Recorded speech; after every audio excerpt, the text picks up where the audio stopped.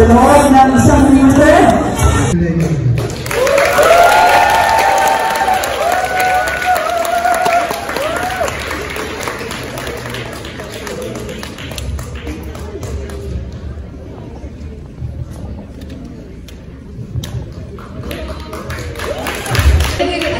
Naririnig na, no? Magandang hapon. Magandang hapon sa inyo lahat. Masayang-masaya ako na nakabalik ako dito sa Calgary. If I am not mistaken, during the entire 6 years na Vice President ako, hindi ako nakabisita. Hindi ako dito nakabisita dahil iniwasan kong magkaroon ng personal trips nung ako ay Vice President. So ito ay binibilang. Ay, mabait tayo. Hindi tayo magpaparinig, ha? Mabait tayo ngayon. Pero, binibilang ko kung pang ilang bisita ko to, pangatlo pa lang. 11 years na yung kapatid ko dito. Pero pangatlong pagkakataon pa lang ng aking pagbisita. Pero lahat ng pagbisita ko ay very memorable. Yung may mapangakwa, tulay rosas, may lumara sa iyo at hindi ko may inawan ng lahat ng alino. Pero sisikapin mo, hindi ako mapapala. Hindi mo ka magawang ulit ang malaki na ikaiksan. Pilipinong may puso sa luting tubo, Pilipinong may tapang ng limago, Pilipinong ang paninindigan, alam ang tama at tulong.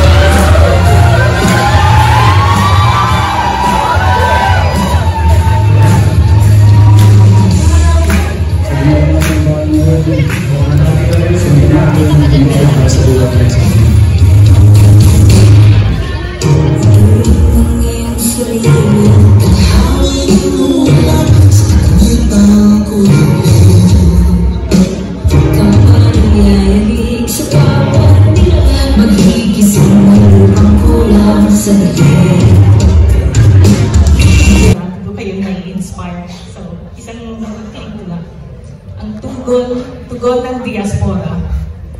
Ano ka ba? Ang tagal mo nang umalis, ang layo-layo mo na at nakikialam ka pa. Bakit pa? Bakit nga ba? Mahirap kasi ipaliwanag kung bakit hindi ganap na makalimutan o basta na lang iwanan ang bayang kinalakhan. Para sa tulad natin ng ibang bansa, lalo na dahil sa pangangailangan. At gaano man katagal, gaano man kalayo, hindi maalis ang Pilipinas sa puso. At saka, ano ba talaga ang ating pinapakialaman? At kung sadyang iisipin, ang mas tamang tanong yata ay sino? Sino ang tuon ng ating pakikialam? Mga magulang, anak, asawa, kapatid, mga kamag-anak at kaibigan, mga mahal at mahahalaga sa atin. Kaya ganyan, walang pagod, tayo'y nakikialam. At kung patuloy pa nating sisaya sa atin, hindi lang naman tayo nakikialam. Nakikigalit tayo kapag may sumasalakay sa soberanya ng Pilipinas. Nakikilungkot sa paghihiwalayan ng mga pamilyang OFW dahil sa mga kakulangan ng trabaho. Nakikitaghoy sa mga ninakawan ng buhay dahil sa EJK. Nakikiiyak sa mga inaresto at kinulong ng walang tamang proseso. Nakikingit-ngit sa paglalapastangan ng karapatang pantao. Nakikisigaw na ihinto na ang mga pag-insulto at pagbababastos sa mga babae, lubhasa, periodista at mga katutubo. At tandaan, marami sa atin nakibaka na, nakitaya na tayo noon pa. Itinutuloy lang natin ang tapat na laban at nakikisama tayo sa hangad na matanggal na ang kasalukuyang pasistang Pangulo at ang kanyang walang silbing mapanghamak na gobyerno. Kung tutuusin, talagang matagal na tayong nakikialam. Dala ng pagmamahal sa kapwa Pilipino at sa bayang tinutulungan. Bakit kasi hindi kayang kalagin itong malalim na damdamin para sa Pilipinas? Mahirap linawin dahil may mga katwiran ang puso na hindi kayang ipaliwanag ang katwiran. May makapagsasabi ba kung sino o ano ang mamahalin? O paano? O gaano katagal magmahal? Ang alam lang natin, gaano mang katagal, gaano mang kalayo, gaano mang nakasanayan na rin natin ang putiin, haki at snow sa puso at diwa, buong-buo tayo ay mga Pilipino pa rin. Kaya tuloy-tuloy lang, makikitulong, makikiasa, makikialam. Salamat. Okay, ibahin ko yung sagot ha. Kasi siguro sa mga nanonood sa inyo, marami nang napakinggan ng mga diskusyon tungkol dito. Halimbawa yung charter change, definitely against tayo doon. Pero, hindi ko na pag-uusapan kung bakit. Ang i-discuss ko na lang sa inyo yung pinaka-recent na action na ginawa sa House of Representatives. Yun yung nagpapakita na pwedeng i-trample on yung basic constitutional rights natin. Bakit ko sinasabi yun? Under the Constitution, allowed ang ordinaryong mamamayan na directly mag-propose ng amendments to the Constitution. So, maganda yun, di ba? Maganda yung constitutional provision, pero anong ginawa ng karamihan sa mga members ng House of Representatives? Dahil hindi nila maipasa yung batas para magsulong ng constitutional change, nagkunyari na merong direct demand from tao. Ang ginawa, yung mga congressman, nagpapirma ng mga petisyon. Nagpapirma ng mga petisyon, making it appear like kagustuhan ng ordinaryong mamamayan na magkaroon ng charter change. Na yung mga pumipirma, hindi naman naiintindihan yung pinipirmahan nila. Akala ng iba, pumipirma sila dahil merong ibibigay na something in return. Ang iba naman, no choice kasi marami silang utang na loob sa politiko. And that is very wrong. Yun yung pagpapakita how power can be used to undermine our basic constitutional rights. Hindi ko na pag-uusapan yung mga detalye kung ano yung napapalaman dun sa proposal na charter change. Yung West Philippine Sea, I think I said this in the interview earlier. Klaro naman sa atin yung pag-yurak sa ating territorial sovereignty. Diba? Klaro yun. Pero yung pinakapunto ko dito, merong napakahalagang nangyari nung panahon ni President Aquino. And that is to bring China to court. We were the only sovereign nation who brought China to court. Yung desisyon, lumabas, favorable to us. Lumabas ito, July 2016, kauupo ko lang na Vice President at kauupo lang ni President Duterte na President. Yung desisyon, napakalaking impact nun. Hindi lang sa Pilipinas, pero sa lahat na mga sovereign states na nasa pareho natin na sitwasyon na nasa-threaten din sila ng China. Ang punto ko, and I was very vocal about this when I was still Vice President, may armas tayo. May armas tayo kasi pinanalo natin yung kaso. Na supposedly sana wala nang controversy kasi yung arbitral tribunal put all the issues parang natuldukan yung lahat ng issues. Pero anong ginawa natin? Parang tayo din yung nag-set aside ng desisyon.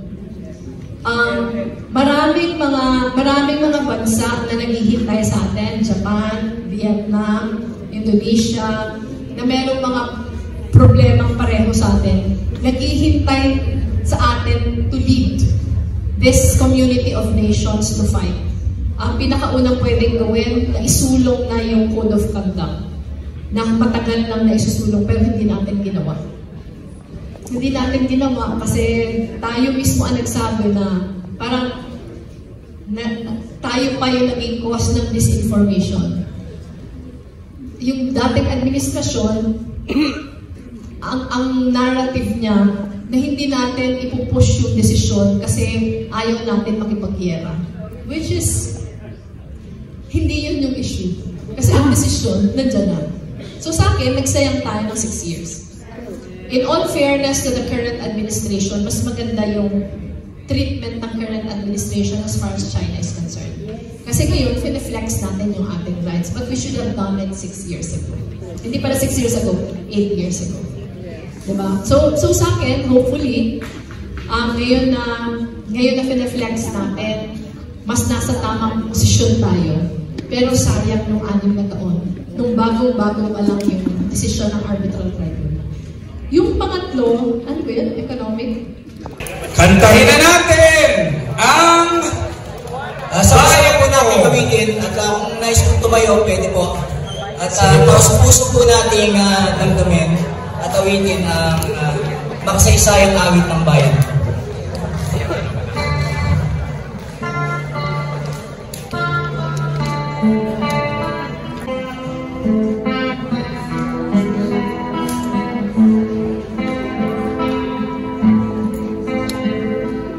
Ang bayan kong Pilipinas, lupain ng ginto't bulaklak, pag-ibig na sa kanyang balat, nag-alay ng gandang ilan, at sa kanyang yubi at ganda, dayuhan ay nahalina. Bayan ko, pilihan ka, nasanlak sa lusan. Ibon man may layang lumipad, gulungin mo at bumibiglas. Bayan pa kayang sakdal nila, ang ibang nasa makalpas.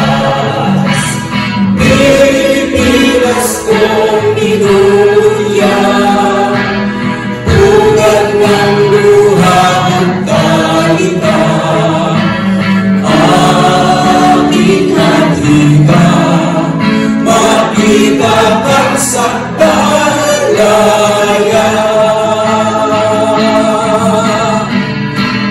Kay sarap mabuhay sa sariling bayan, kung walang alipin at may kalayaan. Ang bayan sinisihin, babangon, lalaban din. Ang sila may pupula sa timyas ng paglaya. Ibon mang may layang lumipad, gulungin mo at pumipiglas. Bayan pa